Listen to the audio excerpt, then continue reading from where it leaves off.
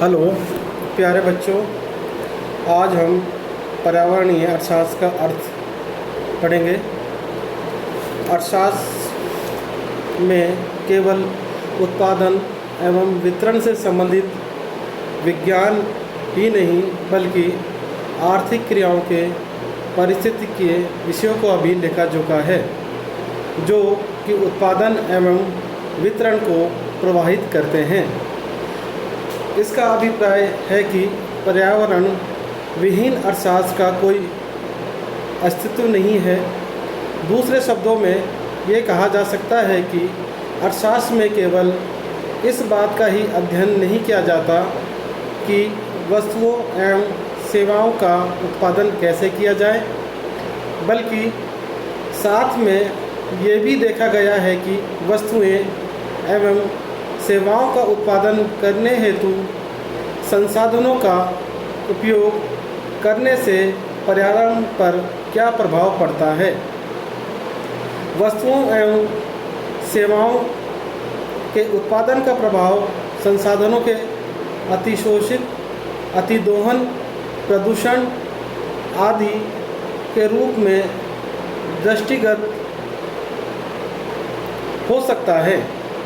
पर्यावरण से संबंधित पहलुओं तथा पर्यावरण ह्रास, पर्यावरण प्रदूषण, संसाधनों का अतिदोहन, अतिशोषण, संसाधनों का नष्ट होना, कमी होना आदि को बिना छुए किसी आर्थिक सामग्री तथा उत्पादन, वितरण, विकास आदि का अध्ययन पूर्ण नहीं किया जा सकता।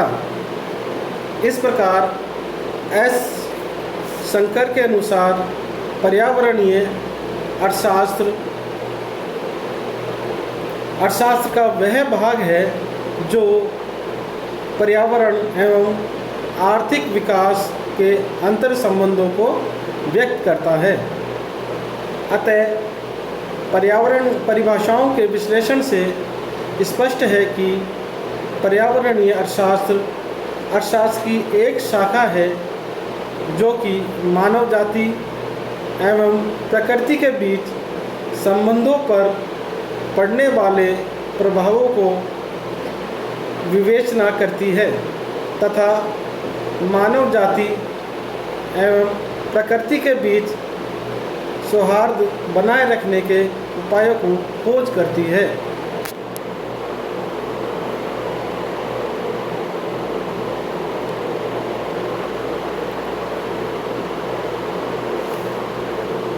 पर्यावरणीय अर्थशास्त्र हमें यह शिक्षा देता है कि बिना पर्यावरणीय ह्रास के राष्ट्रों के आर्थिक वृद्धि दर में कैसे अभिवृद्धि की जाए।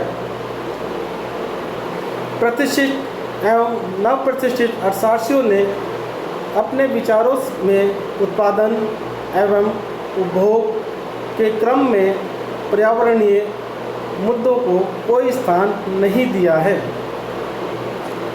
अब हम पर्यावरणीय विधि की प्रकृति के बारे में जानेंगे।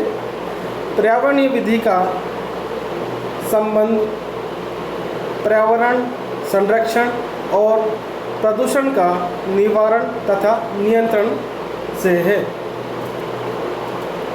इस क्षेत्र में अध्ययन एवं शोध को आधुनिक युग में मानव जाति के लिए सर्वाधिक उपयोगी स्वीकार किया जाने लगा है। इनको शक्तियों प्रदत्त कर्तव्यों तथा दायित्वों को निर्धारित रूपरेखा प्रदान करती है। अतः ये कहा जा सकता है कि पर्यावरण विधि की प्रकृति पर्यावरण से प्रभावित करने वाले कारकों की समस्याओं का हल निकालने के तरीकों की विधि है। बच्चों, पर्यावरण विज्ञान की कई शाखाएं हैं। उदाहरण से प्रथम पर्यावरण विज्ञान, द्वितीय पर्यावरण प्रदूषण, तृतीय प्रदूषण नियंत्रण, चौथी पर्यावरण नियोजन, पांचवी पर्यावरण प्रबंधन, छठी पर्यावरण अभियांत्रिकी। पर्यावरण सदैव परिवर्तनशील रहता है। इसके विभिन्न जैविक, अजैविक घटकों के मध्य जीवों का परस्पर सहवास होता है, क्योंकि पर्यावरण तथा जीव जंतु एक दूसरे से जुड़े हुए हैं। ये जीव पर्यावरणीय परिवर्तनों के प्रति अनुकूलन कर लेते हैं। जीव अनुकूलन करके ही पर्यावरण से अनुक्रिया करते हैं।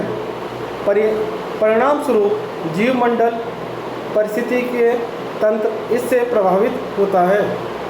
पर्यावरण की प्रकृति विषय के विकास के साथ साथ परिवर्तित होती रहती है।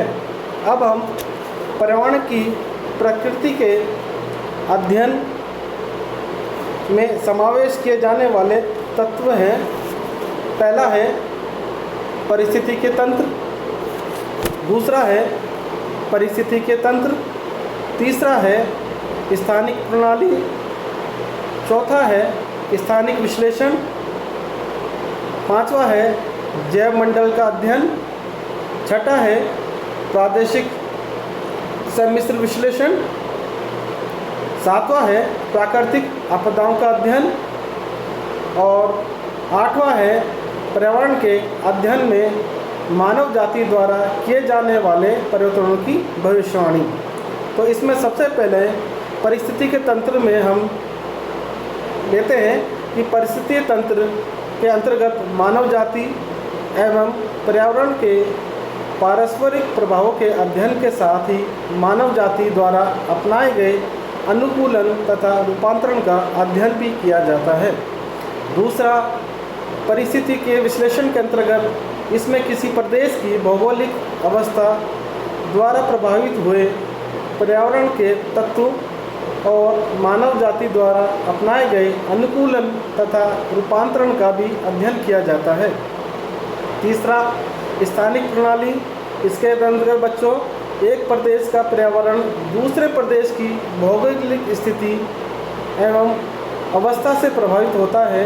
इसे भी प्रभावित करता है क्योंकि विभिन्न प्रदेश परस्पर स्थानिक संबंध रखते हैं। चौथा है स्थानिक विश्लेषण। स्थानिक विश्लेषण के अंतर्गत किसी भौगोलिक प्रदेश के पर्यावरण की अवस्थितीय विभिन्नताओं को समझा जाता है। पांचवा, जैव मंडल का अध्ययन। इसके अंतर्गत वर्तमान समय में जैव मंडलीय वृद्धि पारिस्थितिकीय तंत्र का पर्यावरण के विभिन्न घटक समूह के रूप में अध्ययन किया जाता है। छठा है प्रादेशिक सम्मिश्रण विश्लेषण। इस विश्लेषण द्वारा किसी पर्यावरण की क्षेत्रीय विभिन्नताओं की प्रादेशिक इकाइयों में पारिस्थितिक विश्लेषण और स्थानिक विश्लेषण दोनों का सम्मिश्रण अध्ययन किया जाता है। सातवां अपना है प्राकृतिक आपदाओं का अध्ययन, जिसमें बाढ़, सूखा, चक्रवातीय तूफान, भूकंप, ज्वालामुखी आदि की पर्यावरणीय अध्ययन में शामिल किया जाता है। आठवां लास्ट में अंत में पर्यावरण के अंतर्गत के अध्ययन में मानव जाति द्वारा किए जाने वाले परिवर्तनों के भविष्यवाणी, वैज्ञानिक विकास को भी महत्व दिया जाता है।